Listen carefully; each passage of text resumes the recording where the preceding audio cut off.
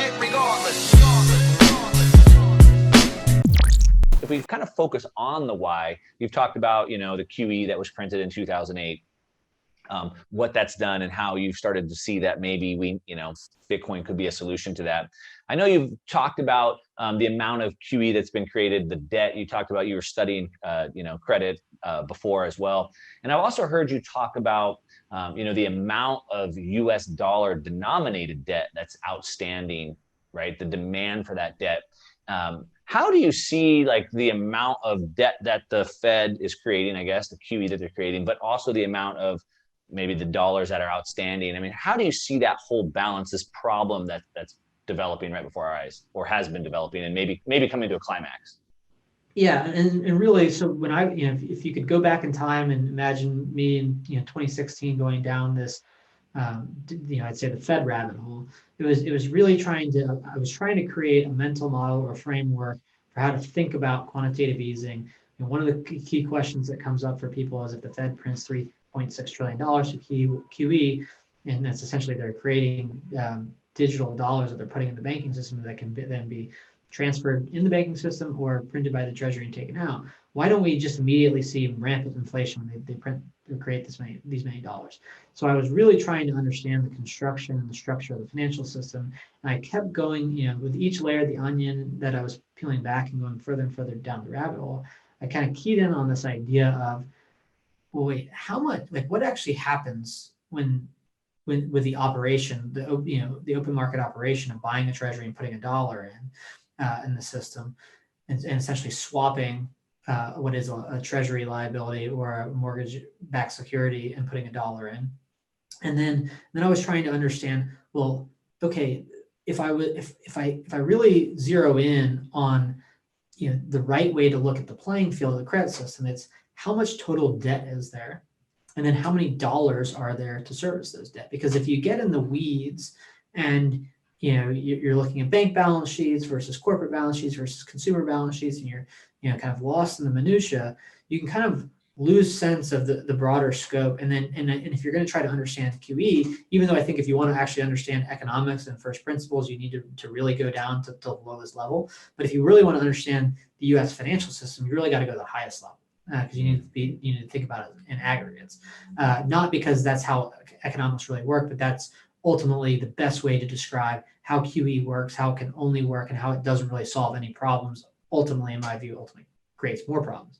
But so what I ultimately did, through that analysis, there's a report that the Fed puts out called the Z1 report, which is the financial accounts of the United States.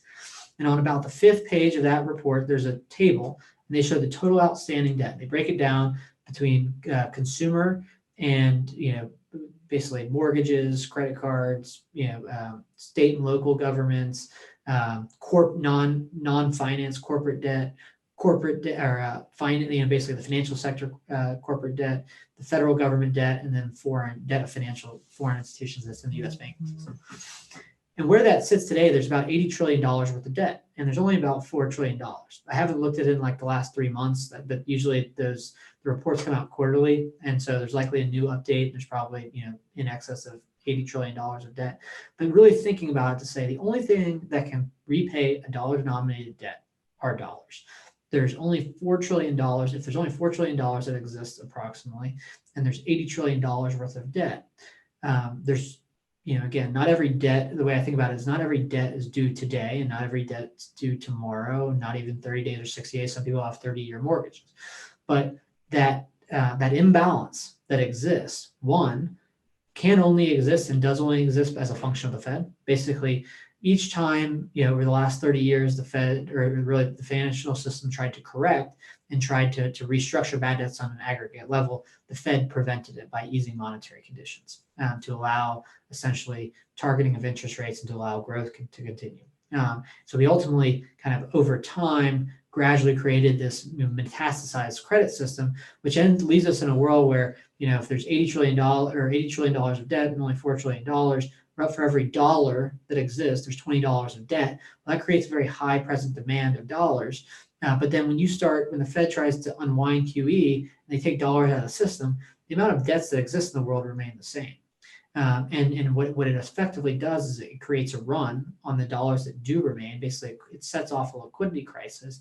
And then when the market finds out about it, it forces the Fed to come in and print more dollars. So I like to say that a lot of people say that the dollar has value because the government says it has value, or it has value because the guys with guns will come and make you do something, or the government has the ability to tax. And I think that when people really get down and think about it from a principled perspective, they realize that there's been any number of events of hyperinflation. And each one of those instances, there have been governments with guns and the ability to tax. And that there's a reality that governments can print money and they can create money through QE, every central bank, but you can't so they can basically manage the supply of currency, but they can't make people value it.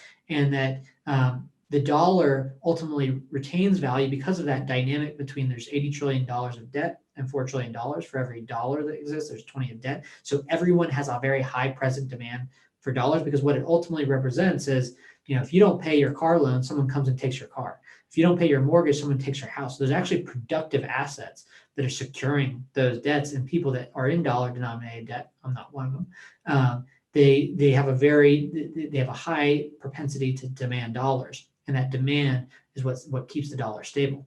Now, over time, that dynamic of $80 trillion or $80 trillion worth of dollar denominated debt and $4 trillion, it's what creates dollar scarcity, but it's also what dictates that trillions more dollars will need to be created. Because again, most people that are unaware of this dynamic, they only feel it in the pricing mechanism, right? They've got a mortgage and they got a certain number of dollars in the bank account. And then when the Fed starts to take dollars out of the system, they don't know that that's necessarily happening, but they're getting fewer dollars. Maybe fewer people are coming into their business, and then they're sitting there saying, oh, I need to start accumulating more dollars because I don't know if I'm going to be able to pay my mortgage. That sets off basically a run on dollars, but what is ultimately reflected in a credit system that has a propensity to contract. Once the credit system starts to contract, because it's in this massive imbalance of $80 trillion of debt and $4 trillion, then it starts to feed on itself. And that's ultimately what we saw basically last September when the repo market broke. And the repo markets are a short-term funding mechanism to be a large funding mechanism for large financial transactions.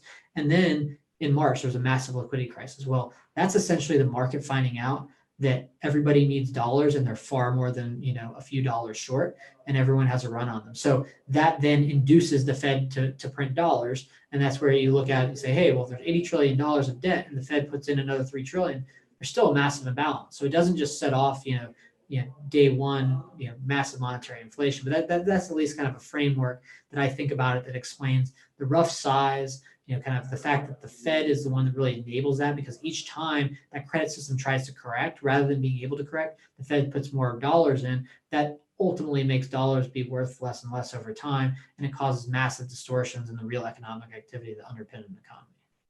Yeah. So, I mean, that's a very good way to break it all down, and it kind of outlines the system that the government and that the Fed is in, right, where they're going to have to continue to print more money in order to keep this system going, right? So there's really no way around that at this point. They're going to have to continue to print. I mean, is that the summary? Yeah, that's the summary. Cliff notes. It's that the structure of the credit system is what dictates that the Fed will have to print trillions of dollars. There's another side of it that's more logical, or I mean, they're both logical, but when you think about the fact that you have to understand that, or your audience, that the Fed and the Treasury are two separate organizations, but and they're supposed to be independent from each other, but they're wed together. Right. Like if the Treasury, on behalf of Congress and the federal government, wants to run a $3 trillion deficit, those dollars have to come from somewhere, and they either drain the private sector of virtually every dollar that exists in the system, or the Fed has to create more dollars to finance the federal government. And the Fed is a private organization, but it really is that dynamic between debt and dollars and the massive imbalance that dictates that more dollars will have to be provided to the credit system. Otherwise, the credit system would collapse on itself. If you put too many dollars in the system, the same thing will happen. So it's literally a catch-22. Yeah. So, I mean, that's a great way to talk about it. And I've done a few videos on that, specifically talking about with Janet Yellen, who used to be at the Fed, going into the Treasury. There's a good chance we'll probably see those two agencies working pretty closely together, if not almost in unison, which probably will only accelerate that happening. Especially we got Bernie Sanders there, we got Janet Yellen there. But that's kind of a whole nother topic. But so we have this massive demand for dollars, which means more money printing. But the more money they put in, the more distortions we have in the market. Now,